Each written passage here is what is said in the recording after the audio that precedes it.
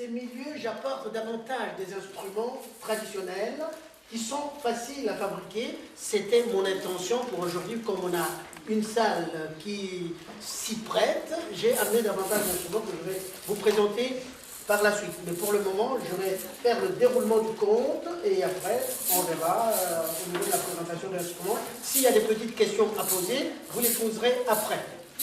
Et le spectacle commence.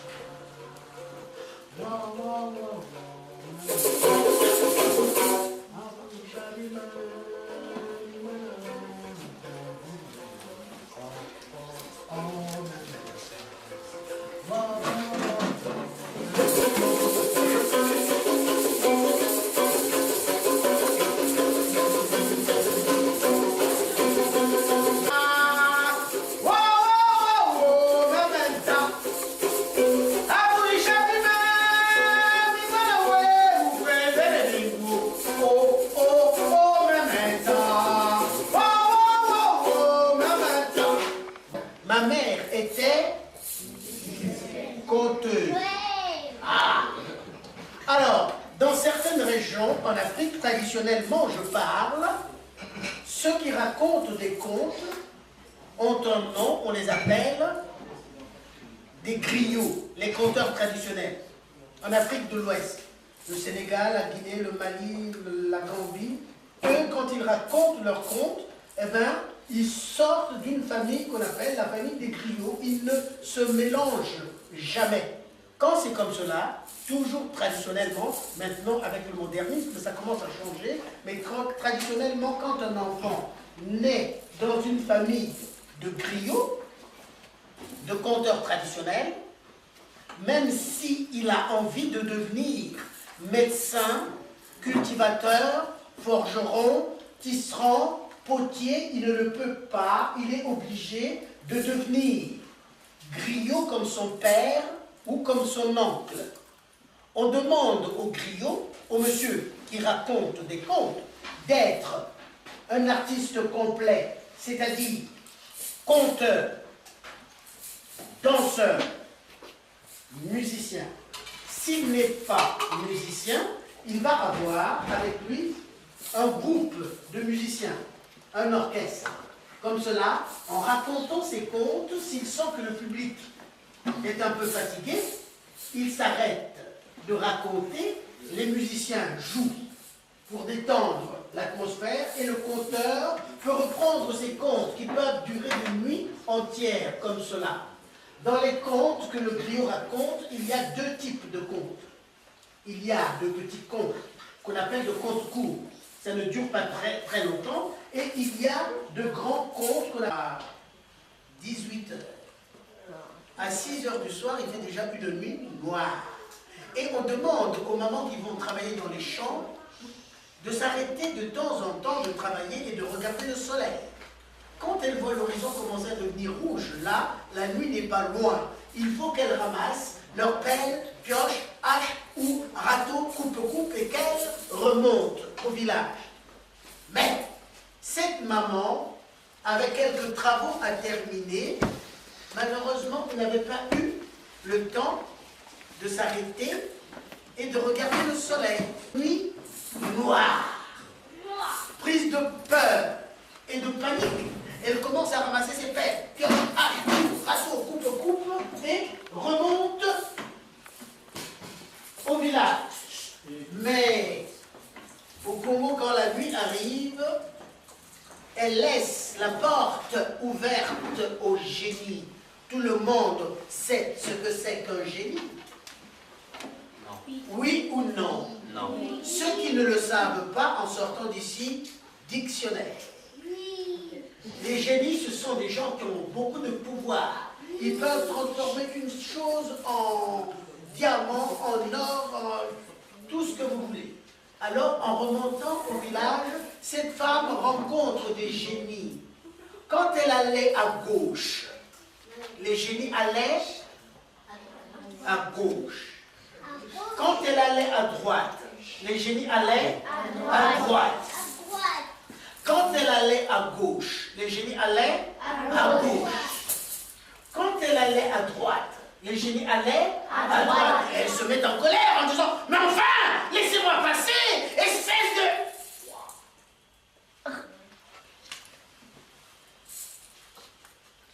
Les génies ont dit « Ah bon? Tu nous as traités de pouilleux? Eh bien, tu vas voir ça. » Dites à ma mère que j'étouffe dans un gros fruit. Dites à ma mère que j'étouffe dans un gros fruit. Les villageois remontent au village et racontent encore cette histoire, mais les gens à qui on racontait cette histoire ne croyaient toujours pas. Ils disaient « Ah, une chanson sortie de puissant. Oh, oh, oh, oh, oh, oh, oh. »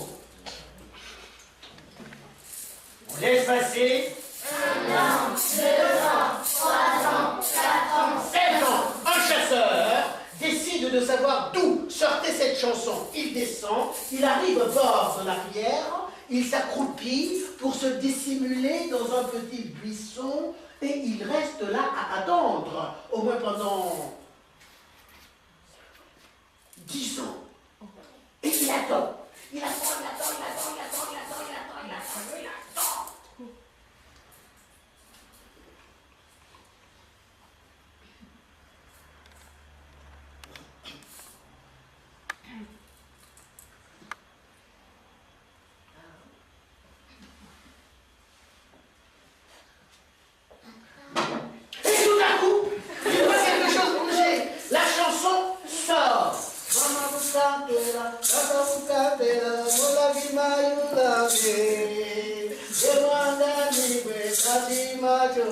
Mama bukatela, tata bukatela, la mona kimayula wa. Gewanga niwe tati machote. Oh, mama yule, mama kimayula wa. Gewanga niwe tati machote. Oh, même temps, je reprends. Oh, vous qui venez chercher de l'eau en bord de la rivière, dites à ma mère que j'étouffe dans un gros fruit. Dites à ma mère que j'étouffe dans un gros fruit. Le chasseur a vu le fruit d'où sortait la chanson et il va pour l'arracher tout doucement, comme ça.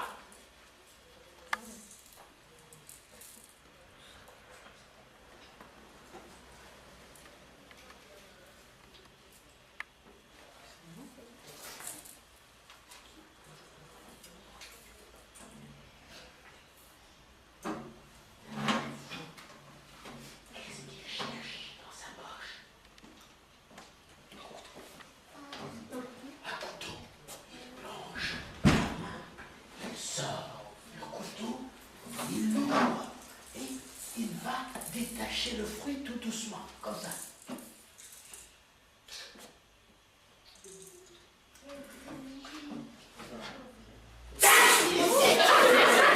Il détache le fruit. Alors là, j'ai besoin de votre aide. On va l'ouvrir délicatement pour ne pas blesser la personne qui est à l'intérieur. Pour cela, vous allez simplement reprendre tout doucement. Tcha, tcha, tcha, tcha, tcha. Je plante le couteau.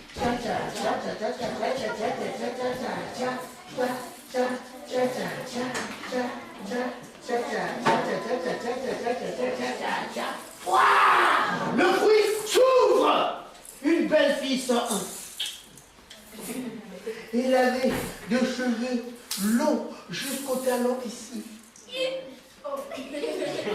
Des yeux bleus. Des dents blanches et une peau luisante comme celle d'un silure de grand marigot profond. Elle regarde le chasseur, elle sourit comme ça. Le chasseur aussi la regarde, lui aussi il sourit comme ça. Alors, la jeune fille dit au chasseur, comme tu m'as délivré. Veux-tu que je devienne ta femme? D'après vous, le chasseur, qu'est-ce qu'il va répondre? Oui. Eh bien, il répond? Non. Oui. Alors, ils se marient et ils vivent très heureux pendant très longtemps. Mais comme je vous ai dit, cette jeune personne avait vécu où? Dans un fruit. Elle n'avait jamais rien vu de tout ce qui se passait dans la nature. Quand il y avait une fourmi sur sa main, c'est la première fois qu'elle voyait une fourmi. Et elle appelait son mari. Hé, chasseur! Hé, chasseur! Dis-moi, qu'est-ce que c'est? Le chasseur va dire, fourmi! Ils font partir la fourmi et ils continuent à vivre très heureux comme cela pendant très longtemps. Une mouche arrive sur sa main. C'est la première fois qu'elle voyait une mouche. Elle appelle son mari. Hé, chasseur!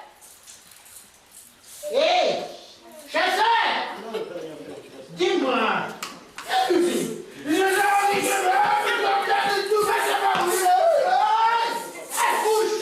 Ils font partir la mouche. Mais les chasseurs vivent de chasse. Il n'y avait plus rien à manger. Il part à la chasse en laissant sa femme toute seule dans le village. Arrive de la forêt un mille-pattes. Je ne sais pas si vous avez déjà vu les mille-pattes du Congo. Ils sont énormes comme mon bras. Il arrive dans le village.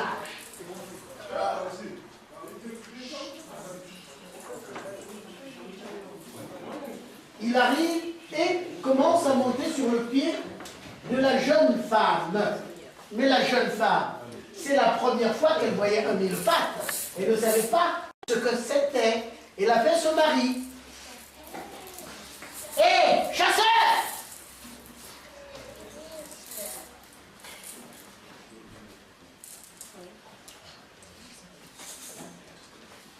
Hé, chasseur!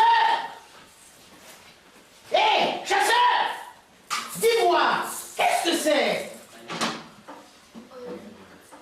Mais le chasseur n'était pas là.